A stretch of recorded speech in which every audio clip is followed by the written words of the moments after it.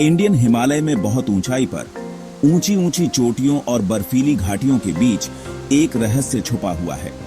16,000 feet से भी ज्यादा ऊंचाई पर स्थित रूपकुंड झील एक उथली बर्फीली झील शांत और प्राचीन दिखाई देती है, लेकिन इसकी बर्फीली सतह के नीचे एक भयानक रहस्य छुपा है। सैकड़ों इंसानी कंकाल। साल था 1942। दूसरा विश्व युद्ध अपने चरम पर था और एक ब्रिटिश फॉरेस्ट रेंजर को एक ऐसा नजारा दिखा जिससे बहादुर इंसान की भी रूह कांप उठे। जैसे जैसे आने वाली गर्मी के साथ बर्फ पिघली, वैसे वैसे सैकड़ों इंसानी कंकाल अपनी बर्फीली कब्र से बाहर निकल आए। यह झील, जिसे अब स्केलेटन लेक कहा जाता है, एक ऐसी पहेली बन गई है जिसने दशकों से शोधकर्ताओं को चुनौती दी है। कंकालों की भारी संख्या, जिनका अनुमान 600 से 800 व्यक्तियों के बीच लगाया गया है, चौंका देने वाली थी। झील के किनारे बिखरी हुई और उथले पानी के नीचे दिखाई देने वाली हड्डियां एक भयानक तस्वीर पेश करती थीं। ये लोग कौन थे? वे इस दूर दराज और बेरहम इलाके में क्या कर रहे थे और उनकी मौत कैसे हुई? ये सवाल दशकों से खोजकर्ताओं, वैज्ञानिकों और इतिहासकारों को परेशान करते रहे हैं। इस खोज पर शुरुआती प्रतिक्रिया हैरानी और घबराहट वाली थी। तरह तरह के कयास लगाए जाने लगे, जिसमें प्राचीन लड़ाइयों से लेकर धार्मिक बलिदान तक शामिल थे। हालांकि 1950 के दशक में एक शुरुआती अभियान के बाद सबसे व्यापक रूप से स्वीकृत थ्योरी सामने आई। यह थ्योरी, जिसे ओलावृष्टि परिकल्पना के रूप में जाना जाता है, मौत के कारण के रूप में अचानक और विनाशकारी ओलावृष्टि का सुझाव देती है। कंकाल के अवशेषों की जांच करने पर शोधकर्ताओं को खोपड़ी में गहरी दरारें मिली, जो ब्लंट फोर्स ट्रॉमा के अनुरूप थीं। पीड़ितों के सिर और कंधों पर केंद्रित इन चोटों से पता चलता है कि वे खुले में फंस गए थे और उनके पास छिपने के लिए कोई जगह नहीं थी। उस दृश्य की कल्पना कीजिए। लोगों का एक समूह, शायद तीर्थयात्री या व्यापारी, एक भयंकर ओलावृष्टि से अनजान में फंस गए। स्थानीय लोगों द्वारा क्रिकेट की गेंदों जितने बड़े बताए गए ओले घातक बल के साथ बरसे होंगे। अधिक ऊंचाई और आश्रय की कमी ने जीवित रहना असंभव बना दिया होगा। ओलावृष्टि का थ्योरी प्रशंसनीय लग रहा था, फिर भी सवाल बने रहे। ये लोग कौन थे और वे रूपकुंड झील पर क्यों थे? एक थ्योरी से पता चलता है कि वे नंदा देवी राज जाट तीर्थयात्रा पर तीर्थयात्री थे। 12 साल में एक बार होने वाली यह तीर्थयात्रा एक ऐसे रास्ते से होकर गुजरती है जो रूपकुंड झील के पास से होकर गुजरता है। क्या यह सदियों पहले अचानक आए तूफान की चपेट में आने वाली एक दुर्भाग्यपूर्ण तीर्थयात्रा के अवशेष हो सकते हैं? तीर्थयात्रा के थ्योरी में कुछ दम है। स्थानीय लोक कथाओं में एक राजा और उसके दल के बारे में बताया गया है, जिनकी नंदा देवी की तीर्थ यात्रा के दौरान ओलावृष्टि में मृत्यु हो गई थी।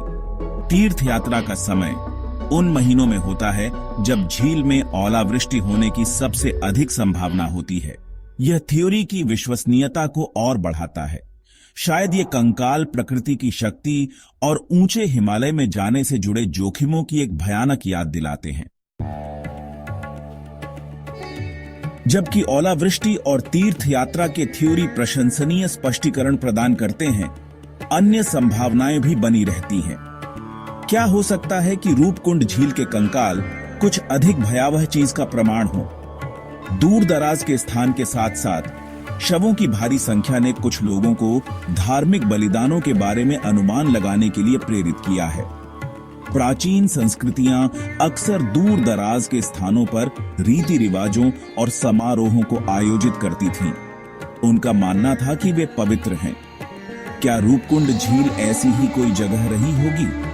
क्या ये व्यक्ति स्वेच्छा से धार्मिक बलिदान में भाग लेने वाले थे या वे किसी अधिक भयावह प्रथा के शिकार थे?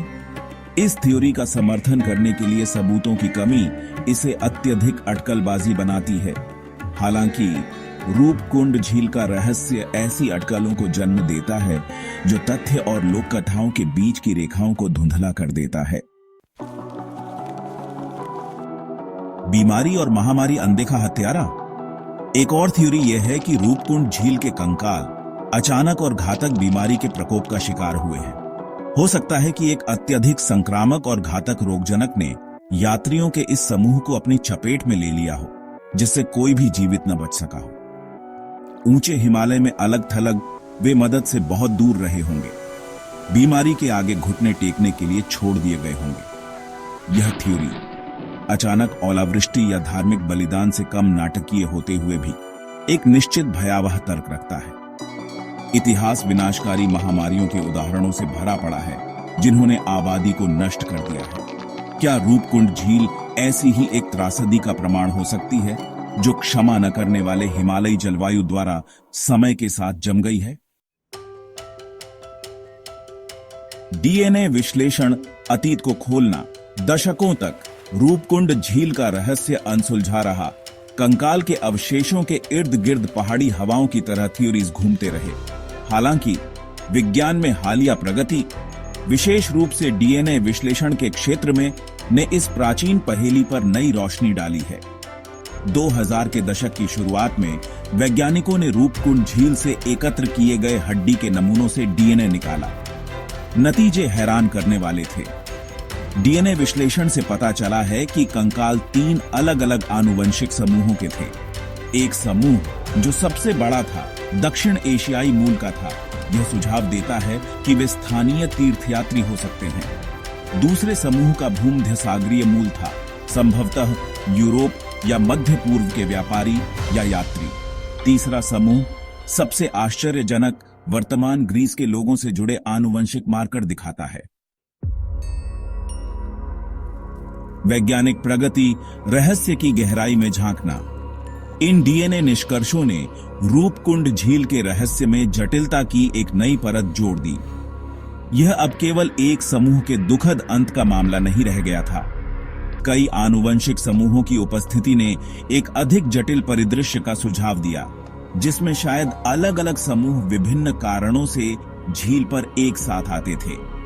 रेडियो कार्बन डेटिंग और आइसोटॉपिक विश्लेषण जैसी तकनीकों का उपयोग करके हड्डियों के आगे के विश्लेषण ने और भी सुराग प्रदान किए। डेटिंग से पता चला है कि कंकाल एक ही समय के नहीं थे। दक्षिण एशियाई समूह लगभग 800 ईस्वी का है, जबकि अन्य 2 समूह लगभग 1800 ईस्वी के हैं। इससे पता चलता है कि रूपकुंड झील में मौतें किसी एक भयावह घटना का परिणाम नहीं थीं, बल्कि सदियों से चली आ रही घटनाओं की एक श्रृंखला थी। स्थानीय किंवदंतियां, हवा में फुसफुसाहट। वैज्ञानिक निष्कर्षों ने निस्संदेह रूपकुंड झील के रहस्य में बहुमूल्य अंतर्दृष्टि प्रदान की है। हालांकि उन्होंने स्थानीय लोक कथाओं के साथ वैज्ञानिक साक्ष्यों को जोड़ते हुए इसके आकर्षण को भी बढ़ाया है। राजा जस धवल और उनकी गर्भवती पत्नी रानी बालाम्पा की कथा स्थानीय संस्कृति में गहराई से समाई हुई है। किंवदंती के अनुसार राजा और उनके दल ने अपने अनादर के लिए स्थानीय देवता नंदा देवी के क्रोध को झेला।